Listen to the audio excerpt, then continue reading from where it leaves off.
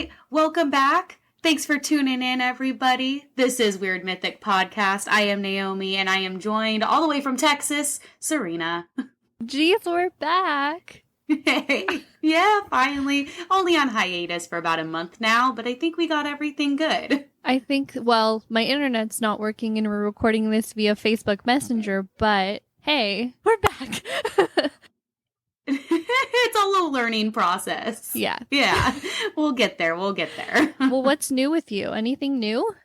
Nothing like incredibly new. I did get a little bit of a promotion at work, so I mean, that's always good news. And it looks like that your trip to Texas went well. I mean, we got here in one piece. I got my first speeding ticket. Did I tell you that? You did, yeah. Who gets a speeding ticket? We were in Texas for 5 minutes. I got a speeding ticket, my first speeding ticket ever. Oh my God. And they're like, welcome to Texas. Don't drive so fast. Look, I was only going 63 in a 45. Only. Jeez. I don't think I was, but whatever. That's hilarious.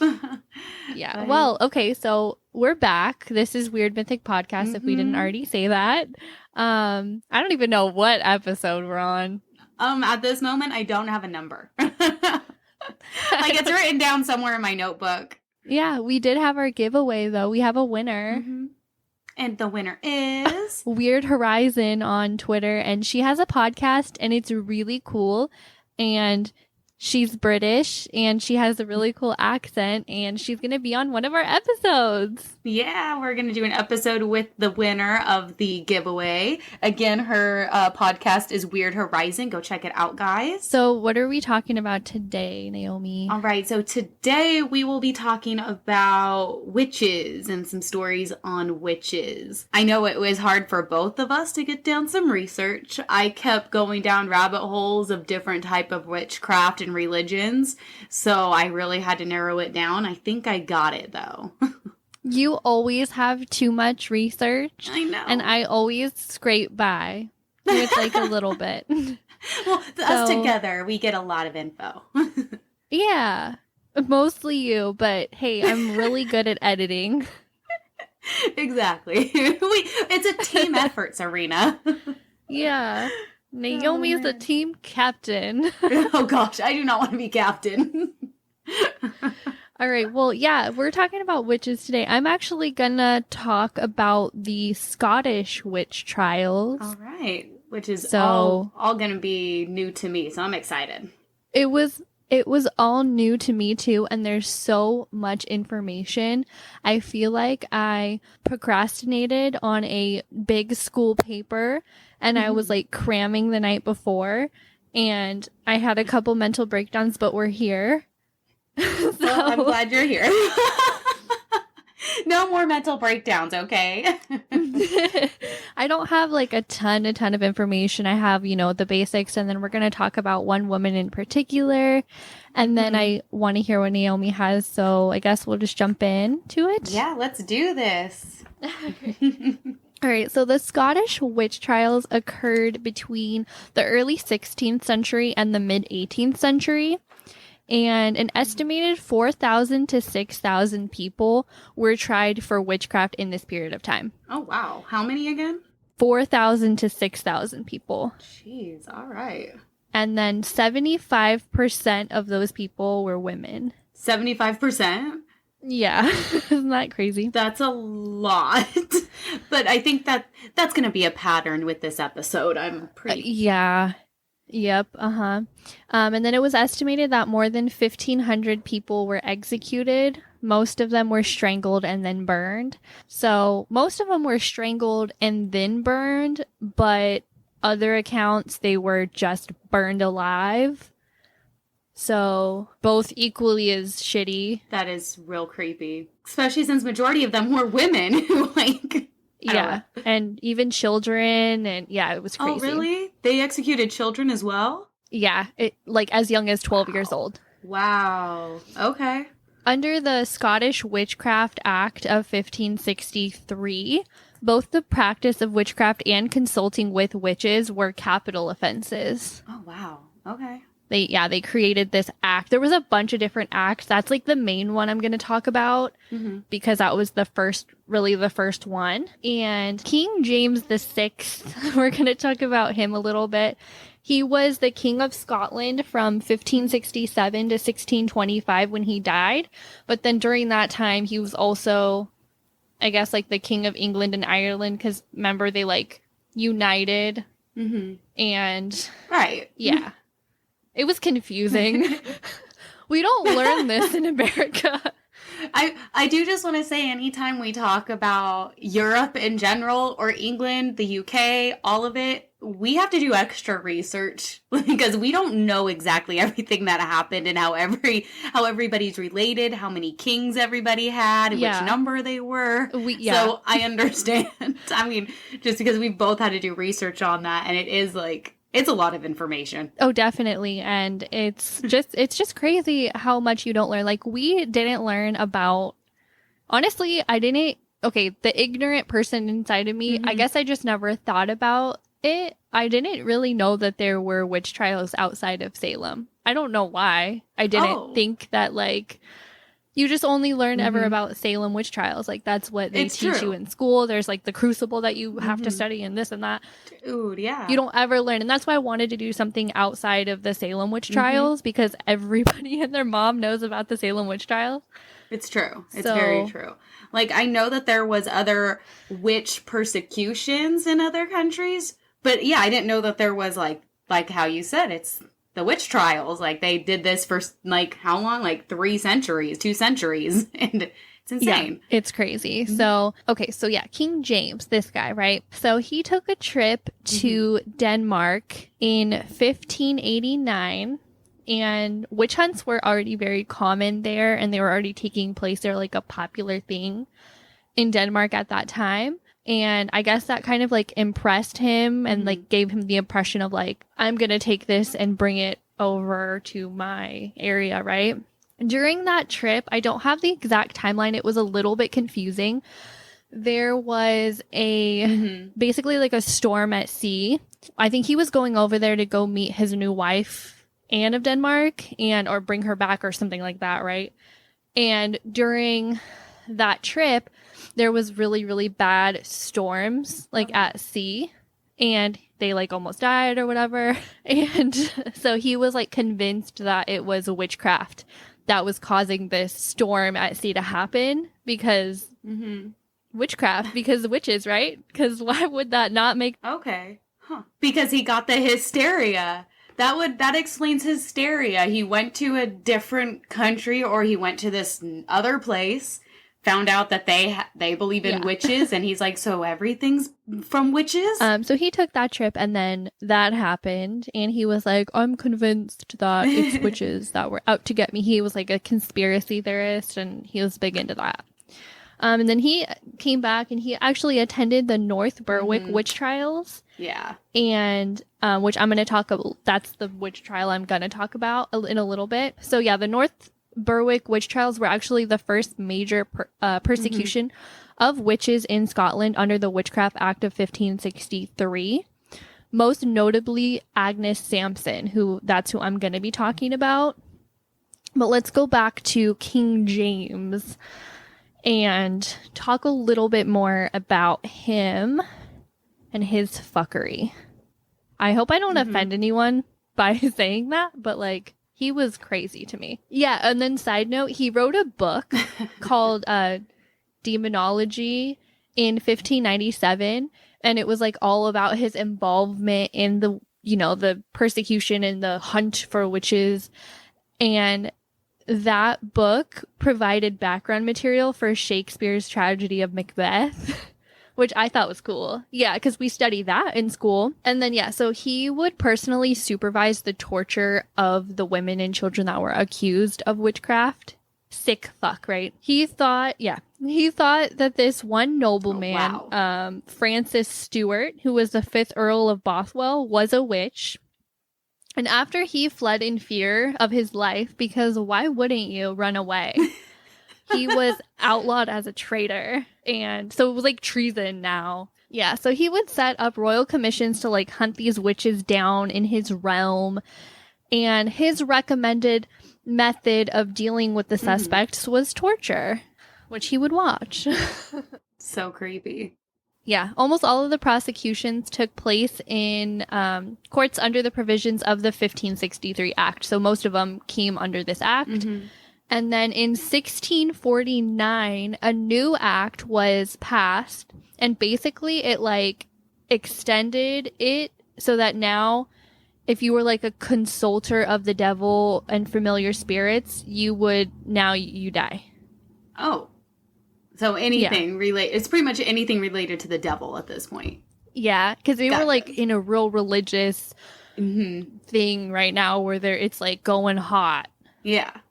The devil is, it's a no-no. It's a no-no. Big time right now. And then another like super notable thing that I want to say that I think I don't know if the Salem witch trials have it. This is the only one that I've heard. Mm-hmm. Well, now that I'm doing my research on all these other ones, this is the only one I found that uses pricking. So basically, if there's like a birthmark or even like a mole, that could be like considered the sign of the devil or the mark of the devil. Yeah. And it was believed that they would possess that mark through which they could not feel any pain. Oh. But like that's so fake though. Yeah, like that's odd. So I have heard of like some people saying that if somebody has a certain birthmark or extra something, like the only example I have is toe? No, nipples. Oh. Legit. They used to say that people with 3 nipples were witches. And that was how they would tell. Yeah, and strange left-handed. And left-handed. You're right, and left-handed. Mm-hmm. Yeah, so I have heard of stuff like that, but I haven't heard of people going up to a birthmark, prick it to see if that person felt pain. Like, yeah, they would prick it with needles, pins, and they weren't just like little needles like that you sew with. It was like a big, like, thicky needle, and they would go pretty deep. So it's gonna hurt. That alone, like, well, yeah. And if it didn't, then I mean that would just be nerve damage. But they would immediately be like, "Oh, you're a witch." Professional witch prickers included John Kincaid and John Dick, who would go around and essentially just prick people who he thought were witches. And then eventually they were exposed of fraud, which that exposure helped end the trials. Oh, okay. So, yay, that's good. Frauds. Yeah. I hope they were tortured and burned at the stake, but I don't know. I want them to have those same needles poked into them. Yeah, everywhere. We'll go back and talk. I'm almost done. We'll go back and talk about the North Berwick witch trials. So they were in 1590. They ran for 2 years. During these trials, they implicated over 70 people. The witches allegedly held their covens on the Aldkirk Green, where they would meet with the devil. One of the main accused was Agnes Sampson. She was considered to have healing powers, and she actually was a midwife. And she was accused by Gillis Duncan, and she was arrested with a bunch of other people. And she was questioned regarding her role in the storm raising. So remember that storm that King James went through? Yeah. It wasn't weather, it was witchcraft. And yeah, so she was tortured. Her entire body was shaved, her head, everything. Her entire body was shaved because they were checking for the devil's mark, right? And she was tortured so bad that essentially she just confessed. I think because she was in so much pain.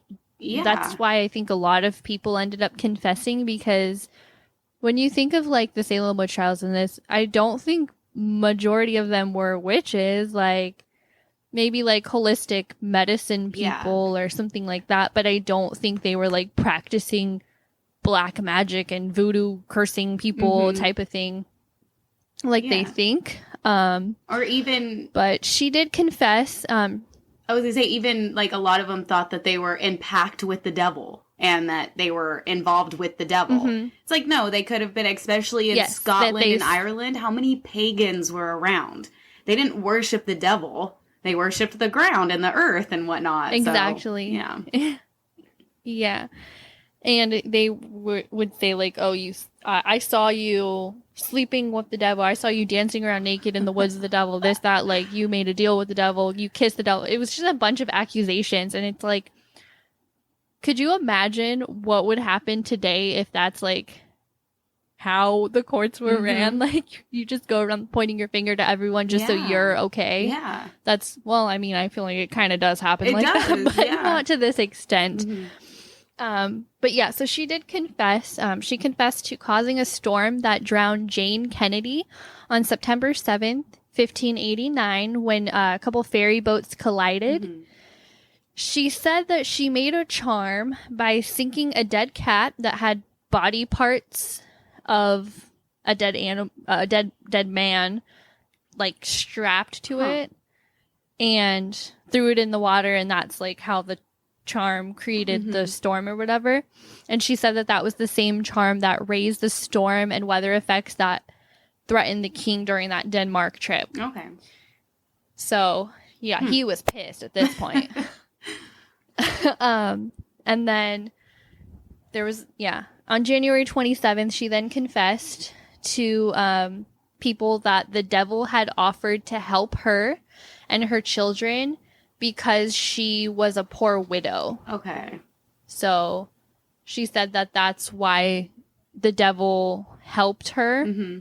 Going more into the King's Denmark trip, she used the phrase contrary wind, which a lot of people know about in regards to like voyages and stuff, right? Okay. So she basically said that the king's ship experienced a contrary wind to the rest of the ships.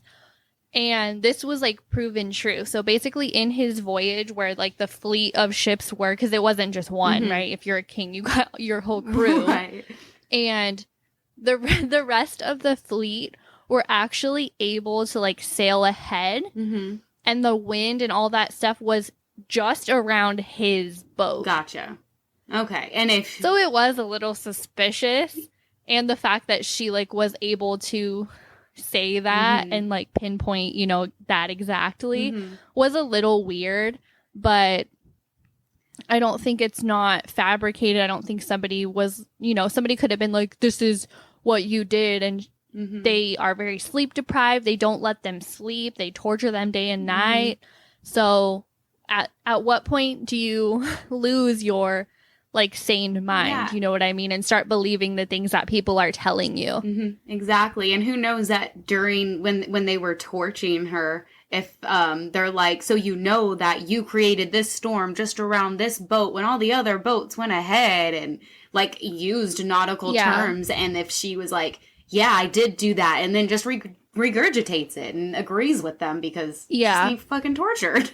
Exactly. Yeah. So she was charged and she was taken to the scaffold on Castle Hill, where she was strangled and then burned at the stake on January 28th, 1591. And another little side note, it said that the naked ghost of a bald Agnes, stripped and tortured after being accused of witchcraft, is roaming the palace of Holy Rood House, which is like this place. Okay. So yeah, like people say that they still see her today. But yeah, that's my story of Agnes and the shitty fucking witch trials that happen in Scotland. That's like one of thousands and, you know, thousands and thousands. So yeah, it's insane. Yeah, no, that is crazy. So they went on for 1590 to 1592, just torturing people, and yeah, I think it's also strange. So a lot of the like witch trials in Europe happened a good like 100 years before the Salem witch trials. It was like, we're going to have all this mass hysteria in Europe. And then all of a sudden, now that, you know, there's colonization in the Americas and there's more people moving over those same things were now happening on the other side. So, yeah, I always thought it's that so was sad. interesting. I mean, well, history repeats itself. I think we're due for another execution here soon, right? About time. I did find through my own research, I found that the last witch execution in Europe was actually in Switzerland, and it was in 1782. So I'm not sure if you found anything similar or if I might have gotten that wrong, but yeah, I found that. No, I heard that, but I stayed away. I just tried to focus only on like Scotland, and it was hard to not get things because England and this and that's so close. You know what I mean? It was hard not to try to get other stuff because it happened everywhere. Yeah. Every country had, I think, their own version of this. Yeah, exactly. So, all right, I'll get into my stories. I've got a couple, but I am going to go ahead and start off with, I'm going to be talking about Tituba here, which, if you know, all of us in America, we know about the Salem witch trials, and we know about Tituba. So I'll go ahead and get into her history, and then I'm going to talk just a little bit about what she had to go through during the Salem witch trials. But I'm not going to be talking about anyone else besides her, and I'm not going to be getting into the whole trial because, my God, no thank you. And so yeah, that was like, what, like hundreds of thousands of people. Yeah, no, it was a lot. I got some numbers here. So all right, give it to me, girl. All right. So Tituba, she was a slave originally from Barbados, but in more recent studies about Tituba and about her history, there's a lot of people who were writing articles saying that she might have been South American. So she could have been American Indian, but a lot of, you know, it just depends on your sources at this point. I remember learning that she was from Barbados. It wasn't until I was doing more research that people are now saying she could have been from South America. So I thought that was interesting, something new. So Tituba was owned by Samuel Parris, and he was the minister in Salem. He had a daughter, and he also had a niece that were in Salem as well. They all went to Salem in 1689. Tituba spent at least 10 years with the Parris family. English was not her first language. She was accused of being a witch by Samuel Parris's daughter and niece. And then there was a couple other girls who did say that Tituba was a witch as well. The reason they said that it was Tituba wasn't really for any reason, except for both these girls would go into like fits and start twitching and saying that they could see the person's face as they were going into these fits. And they always said it was Tituba. So there's really no evidence that she did shit. It was just these girls saying it. Like, it really was just their word against hers. And sadly, during this time, not only was she a slave, but she was a woman. So that right there, that's just 2 hits against you in life during this time. And that's horrible. So Tituba was accused of bewitching these girls. And she was, eventually arrested. As arrested as you could get back in 1680s and, 1670s. Samuel Parris was actually the one who arrested her, the minister and her slave owner. Isn't that weird? Isn't that weird that, like, a lot of these random people, like, had these legal powers and were able to just arrest people and they could take them to their homes and torture and do whatever. Like, how weird. That's exactly what happened, too. He's just a minister. He's not a cop. He's not a judge. He's a minister. So he, let's put that in quotes, arrested Tituba, tortured her into kidnapped. Pretty much, and then pretty much had her admit, I did bewitch these girls. So at first, of course, Tituba denied all of these accusations. And then, of course, Samuel tortured her and put her in a jail cell. So Tituba, like I said, she was tortured into finally admitting that she did bewitch these girls. And that was in 1692 when they started really doing these witch trials in Salem. So what Tituba said to Samuel when he was torturing her and finally got her to admit, quote unquote, admit that she was bewitching these girls. she pretty much said the devil came to her one night and said that if she doesn't hurt these girls or bewitch these girls, then he's not going to help her. There was no reason for the devil to help her with anything. She just said the devil came to her and said this. So then she started bewitching these girls.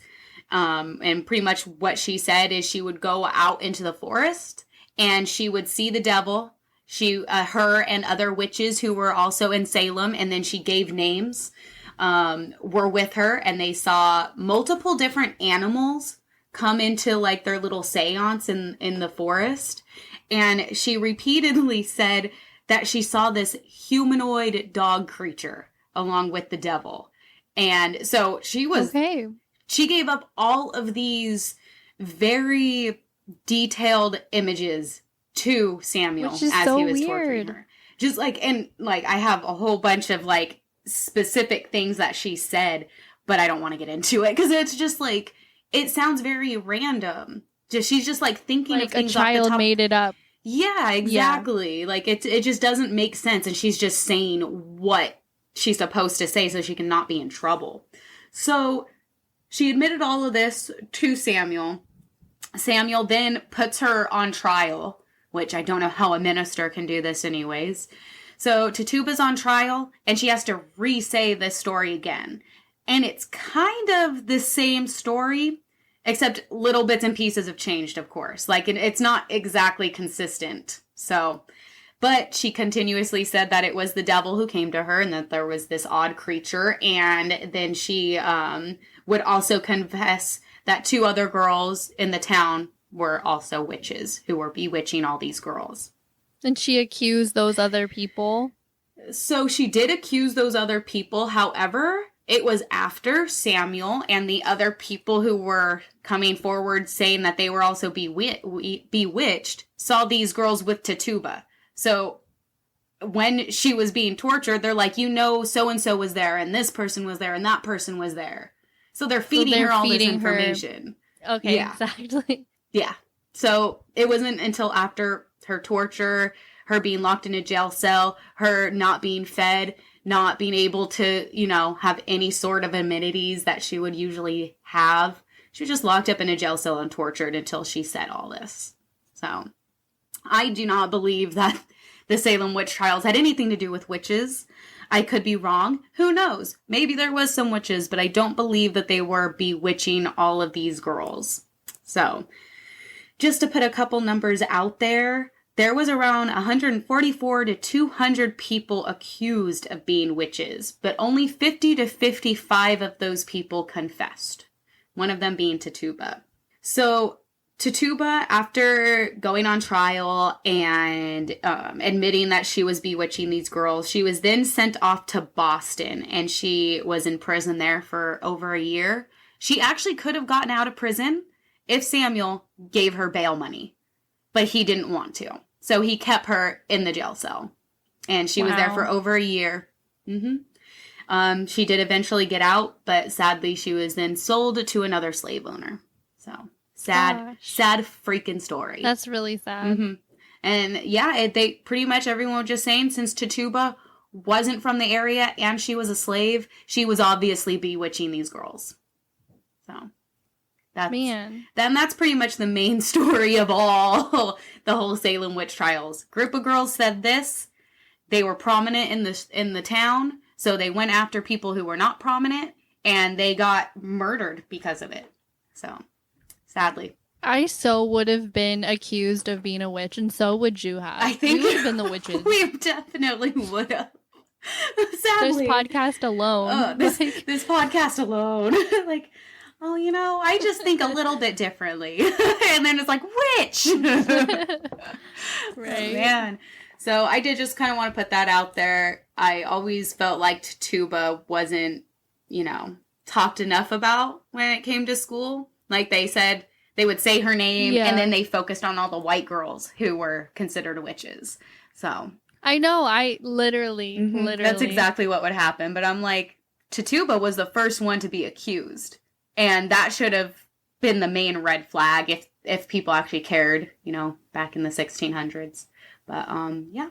So I mean, not much has changed, unfortunately. it's always prominent versus the not. And, you know, if you got money, Yep. money talk. So that's what's really sad about the whole freaking thing.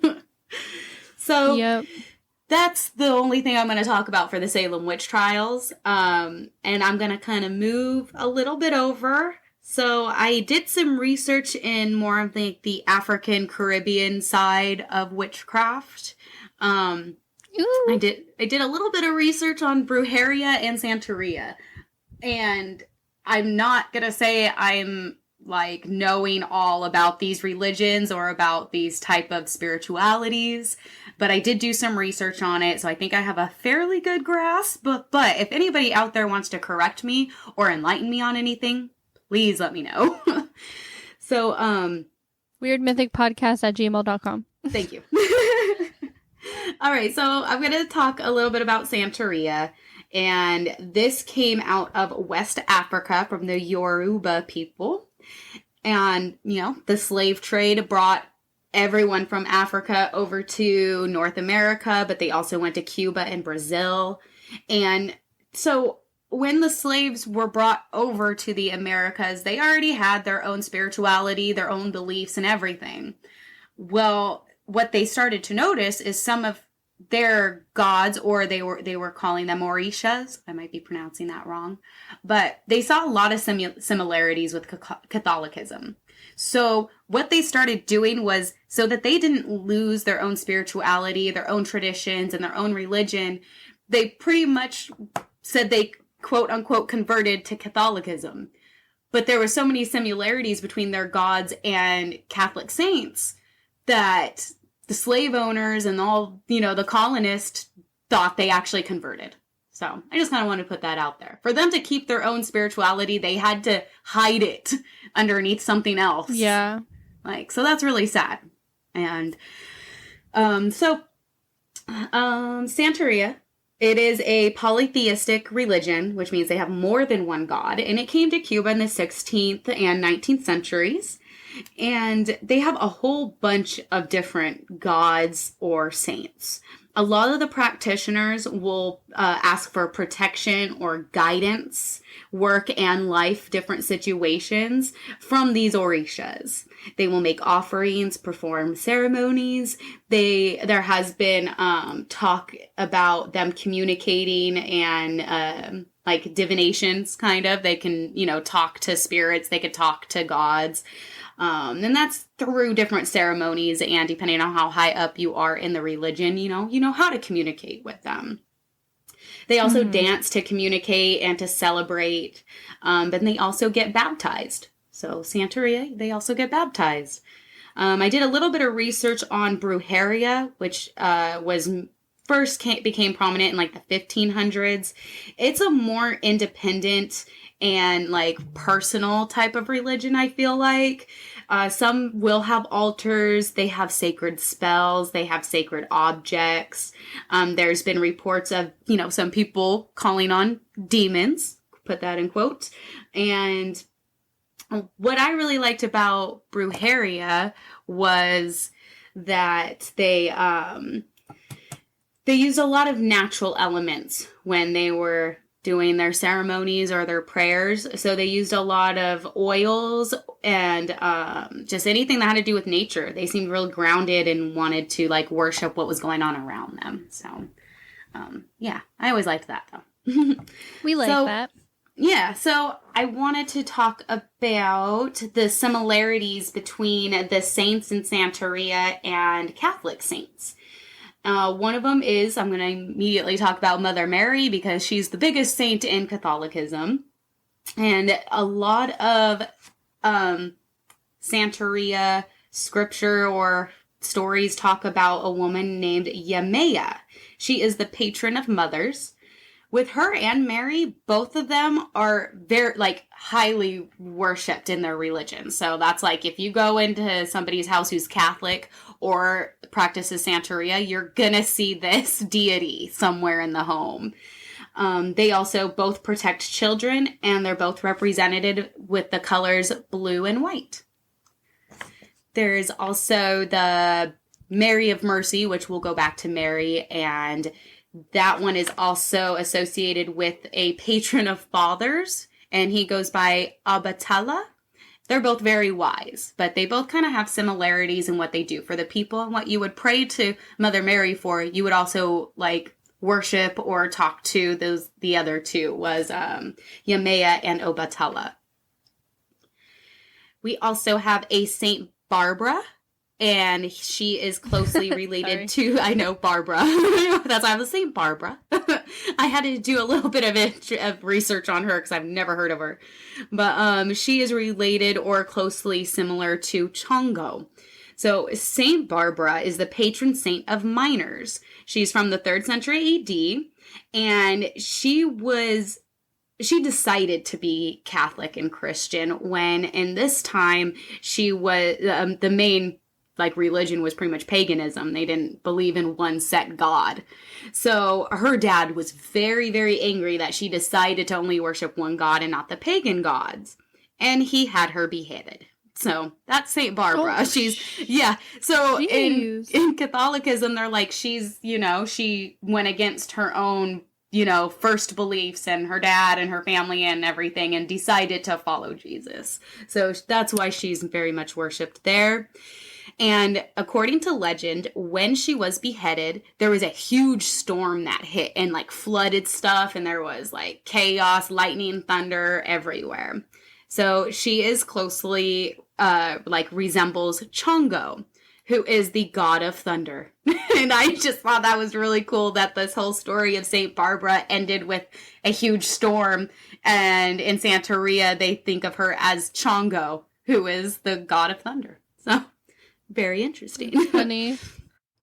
We also have a Saint Anthony, and he is closely similar to Eliguea. Both of them are messengers. Both of them help find things that are lost. And they're also kind of related to Hermes, which is the Greek god, which is another messenger god. So I had to tie that in there. And we also have Saint Joseph, who is similar to Ossian. And Saint Joseph, for those who don't know, I put in my little notes that was Jesus' stepdaddy. And he is the patron saint of stepfathers and foster parents. Ossian is the god of medicinal plants and forest and the patron of healers and herbalists.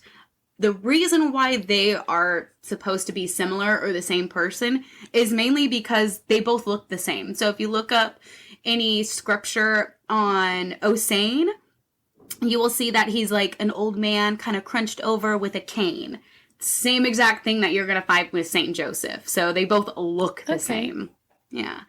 The last one I'm going to talk about is Saint Peter and Ogon. And I do apologize if I've mispronounced any of these names. So both of them are patron saints of hard workers, iron workers, and fishermen. And both have been known to work very hard. So just kind of wanted to throw those out there because I've always thought that the similarities between Santeria and Catholicism was always freaking interesting. So yeah, that's crazy. That out there. Yeah, and so now I have 2 different stories from 2 different parts of the world, and I'll go ahead and just jump into that if you're ready, Serena. Give it to me, baby. All right, so I'm going to be talking about Baba Yaga. And she is Slavic, which is the northeastern part of Europe. From what I found, the word baba can go back to the word babushka, which means grandma or old woman. Why do I call my daughter that? Pause. I call her that. I don't know. Baba. But yeah, it means grandma or old woman, by the way. Does she have an old soul? She does, actually. So, but it also, the word Baba can go back to the word of fortune teller or midwife. And I want you to remember the fact that in your story that she was a midwife. Yeah. And in this one, it could also be related to a midwife. The word Yaga is more of a Czech word. Baba is kind of Russian. I know they're kind of closely related, but they're not. And it kind of goes back to the word of witch. But I couldn't find much else on the word Yaga. So the first time that anyone came across the word or the name Baba Yaga was in a Russian grammar book in 1755, but the story of her goes back hundreds and hundreds of years before 1755.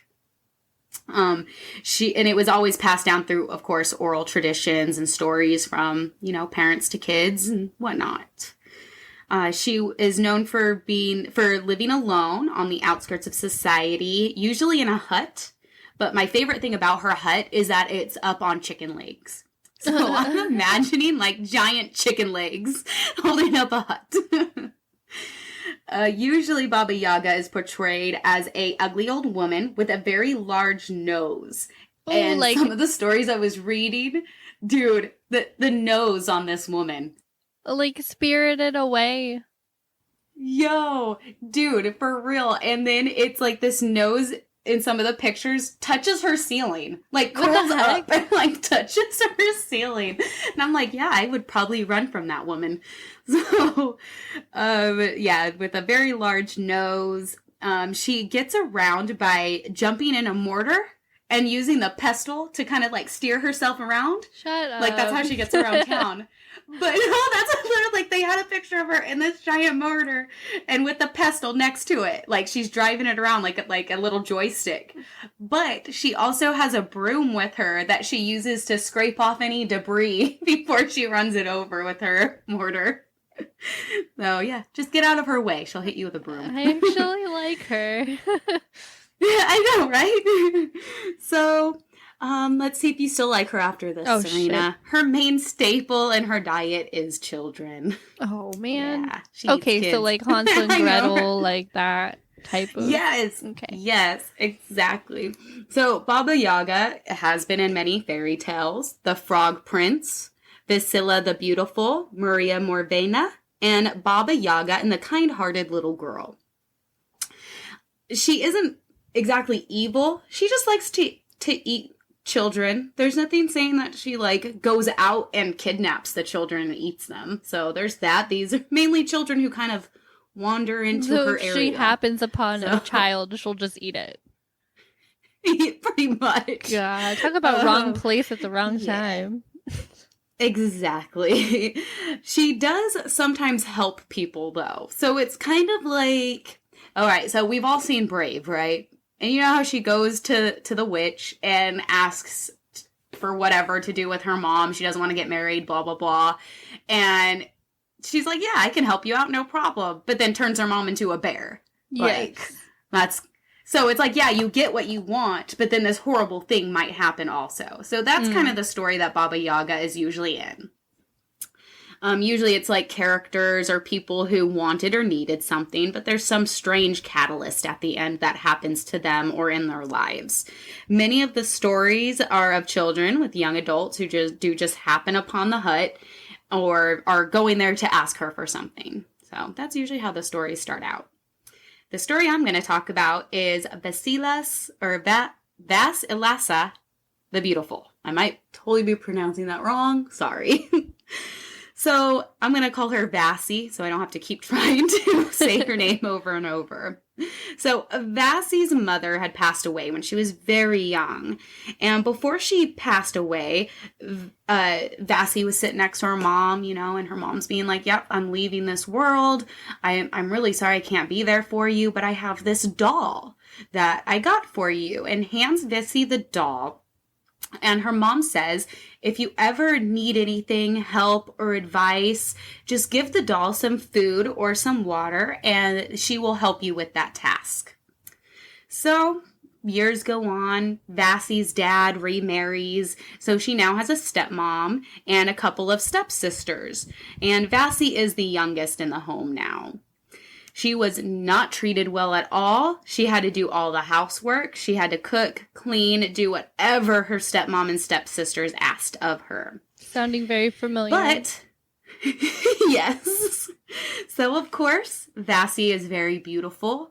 And by the time that she was of age to be getting married, a lot of young men were coming to the house. And, of course, her stepmom was like, hell no. Nobody's marrying her until my girls are married first. Aww. But nobody wanted to marry them. So Vassie was pretty much forbidden to get married at this point in her life. And the stepmom kept sending her into like the woods and the forest to collect and gather things, knowing that Baba Yaga was in that forest. So she kept sending this girl into the forest, actually hoping that she wouldn't come back. What a bitch. Yeah. I know, right? Like, evil stepmom, here it is. So one day, the stepmom actually straight up tells Vassie, hey, I need you to go to Baba Yaga's house. She's in the forest in that hut. You'll see it. That's on chicken legs. You need to ask her for some fire because we don't have any in our house. So okay. Vassie goes, that's legit the story. We have no fire. Go gather fire. So Vassie goes into the forest. She does find Baba Yaga's hut, and it is on chicken legs, but is surrounded by glowing skulls. Like, there's just these skulls on spikes all over this hut. And she goes up to Baba Yaga's hut, knocks on the door, and asks if she can get some fire because they're out of fire in the house. And Baba Yaga goes, well, of course I'll give that to you. But I have this long list of chores I need done in my home first. And the reason that Baba Yaga has this long list is actually things that she thought could never really be done by one small person, which was Vassie. She's a young girl. She doesn't think she could do all these tasks. Well, Vassie has that doll. She asks the doll for help, and she gets all the chores done at this house. So Baba Yaga's plan kind of went down. You know, I can't torture and eat this girl because she was able to do all of these chores. So Baba Yaga does give her the fire. Vassie goes back home and, you know, shows like, hey, stepmom, I got the fire and here it is. And as soon as she like puts the fire into the home, like in their fireplace and their lanterns and whatnot, the whole place just sets up in smoke and flames and fire. What? The whole place gets burnt down to the ground. Yeah. Except for Vassie. She's still alive. That's so... Her mom and stepsisters, gone. Burnt alive in the house. Didn't get out, nothing. And Vassie then goes on to be a seamstress, making clothes for high prominent people in society. The king at the time noticed how much he really liked her clothes and then ends up marrying her, and she lives happily ever after. Well, that's cute. Right? But that's... I had to. I love it. That's kind of fucked up. I know people die, and it's very sad, regardless of how mean they were to her, but yeah. So that's one story from Baba Yaga. There are so many more. Yeah, I want to look more up because it reminds me of, like, I swear, like, like the witch in Spirited Away, or Granny or whatever in Spirited Away. Yeah. And then exactly. That's what I was thinking too. And then, of course, any other Disney movie you could think of. Well, the obvious one, yeah. But, like, the big nose, especially. Like, I know, it's the big nose. And I just can't help but think of this thing on chicken feet. Like, this is just cracking me up. That's so funny. All right, and I have one other story. It will be fairly quick. I'm going to be talking about, and I also have to apologize again if I mispronounce anything. So, I am going to be talking about Gangang Sarah. She is the Witch of the Golden Lane in Tobago. So, we're going to go to the 18th and 19th century in the British colony slaves. Golden Lane is a real place, or was a real place. It was a sugar plantation. It was owned by somebody who went by the name of Grandfather Peter. He actually had a good reputation as a slave owner, but then again, he was still a damn slave owner, so I'm sorry if, you know, people thought you were a nice guy, but you're still a slave owner. So, that's all I gotta say about that. I'm sorry. But I didn't find anything bad about him. Just that, you know, everybody called him Grandpa Peter, I guess. So he did have two of his favorite slaves. One of them was Tom, who was said to be well over 6 foot and just like a really tall guy, and Sarah. Sarah is the one we're going to be talking about. Sarah was known for practicing witchcraft, and she was considered a very influential person in the plantation society. She was also a midwife, if that's, Wow. a pattern anybody's seeing. So Sarah was a midwife, which is extremely important in any community, I believe. But she was also known for just like practicing medicine and natural remedies for stuff.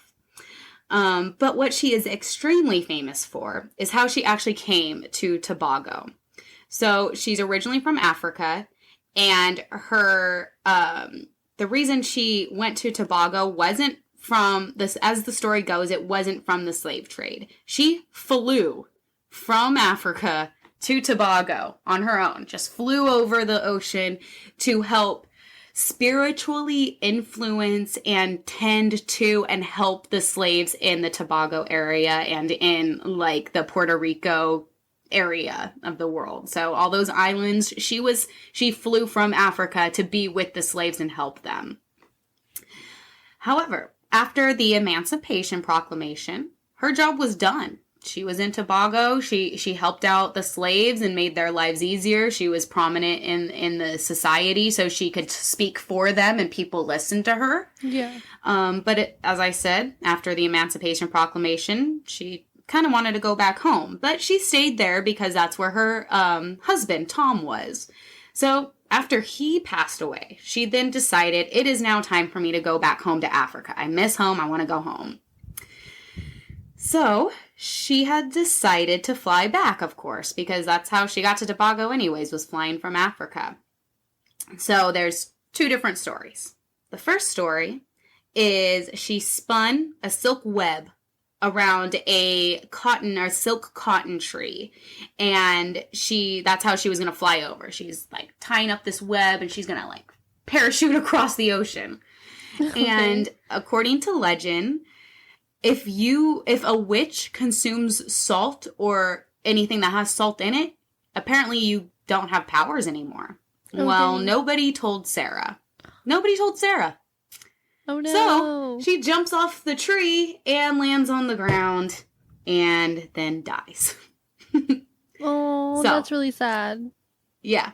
So that's extremely sad. The other story is that it was the same thing. She went to the tree. She went to jump off and she also died. But it was her husband was still alive. So that's the only difference in the story, is she did it after the husband passed or when the husband was still alive.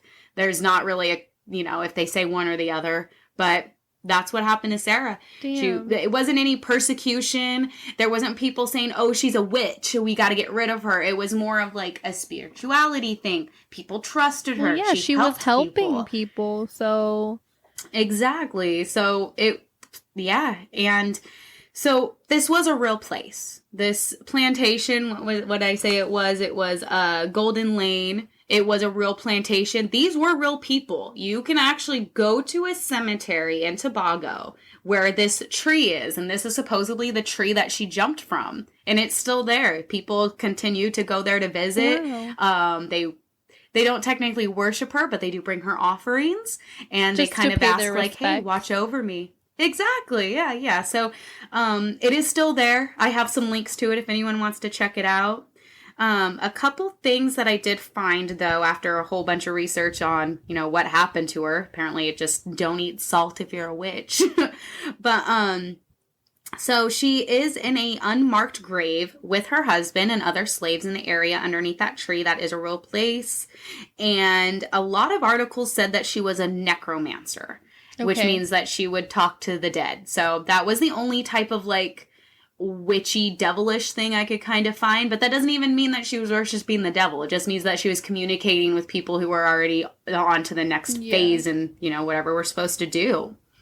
But, so you can go and visit that. I also found that for some reason her given name was Louisa, but she went by Sarah. And something about that has to do with being a midwife. So couldn't really find a whole lot of information on it, though, but I saw it in a couple different articles. So, yeah, that's that's the story of Gang Sarah. Well, that's crazy. It's really sad. All this stuff is weird, really right? sad. Honestly. It is. I wanted to do, I don't know. I don't know what I wanted to do with this episode. There's so much that we could have done because, I mean, there's even stories of, I have an article from 2013 in, where are they?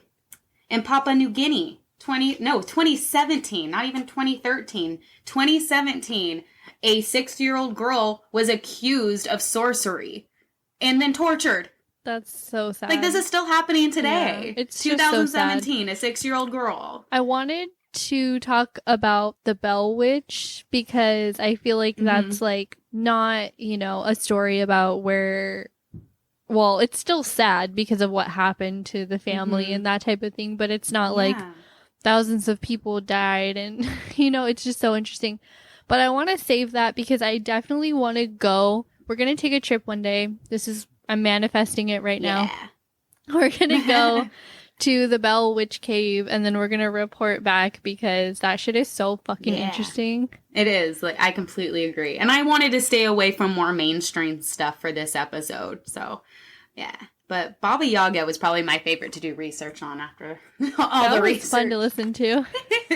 I'm going to look up a story to tell Riley. Baba Yaga's going to get you if you don't listen. She's going to eat you up. She's going to eat you. But yeah, I hope you guys enjoyed that. Like we said, it's just, there's so much out there about witches. I kind of wanted to end it on, let us know if you have any stories. Exactly, Serena. But it's so hard to record from a distance. There's a little bit of a lag. We'll get there. But the way that I've always felt about witchcraft is that it's more of like a personal religion. It's something that if you practice any sort of witchcraft or paganism or of anything that's not of a mainstream religion, it's a very personal thing. And I don't think that we don't need to tell people that it's not a real religion or not a real thing. Like, that's just how they feel about stuff. And if they have a belief in something, then we definitely need to respect that. So, but yeah, I've always felt like it was more of a personal thing. Yeah, I 100% agree. Yeah, and we talk about this in, like, the most respectful way. Like, we don't want to disrespect anybody's culture or practices at all. You know, maybe I laugh at names here and there and we butcher things, but it's definitely all out of a place of love. We don't mean any type of, you know, disrespect on that. I love hearing about it and I love, like, listening to podcasts and stuff about witches. Witches are something that, like, really get us into the spooky mood, and I feel like every culture has their own and every religion has their own things against them, which is another interesting thing to talk about. Yeah. Yeah, there's nothing's always black that and white here. So. At all. Yeah. But, I think we both kind of feel the same way when it comes to witchcraft or anything like that. It's like, it's a spiritual thing, and it's definitely real. If that's what somebody believes in, then, like we've said, we want to respect that, and we kind of want to learn more. So if you guys have any suggestions, or if you want to, you know, enlighten us on anything, please send us an email at weirdmythicpodcast@gmail.com. Yeah, and follow us on Twitter at weirdmythic and on Instagram at weirdmythicpodcast. That's right. And also just go ahead and follow our Facebook at facebook.com/weirdmythic. Yeah, I promise now that I have internet, I'll be more active. I know I haven't been active at all because I suck sometimes, but it's crazy we'll because it's literally today I have internet. Today. Yeah. Hours before recording. Today I have internet, which is insane. Our producer just got internet, guys. It's been, how long have I lived in Texas? A month. A month. It's been a month. Oh man, we really appreciate everybody who's still listening and waited for this episode to come out because it took forever. So I really want to say thank you to everybody who's been listening and all the support. You guys are awesome. Thank you. Seriously. And another huge shout out to our giveaway winner. Go check out her podcast. That shit is crazy. If you want some good information and well thought out research, go listen to her podcast, Weird Horizon. That poltergeist shit is crazy, man. Just throwing that out there. Just saying. All right. Well, yep. I hope you guys have a good night. I miss you, Serena. I'm so glad we're doing this some more. I miss you too. All right. Bye, guys. Bye.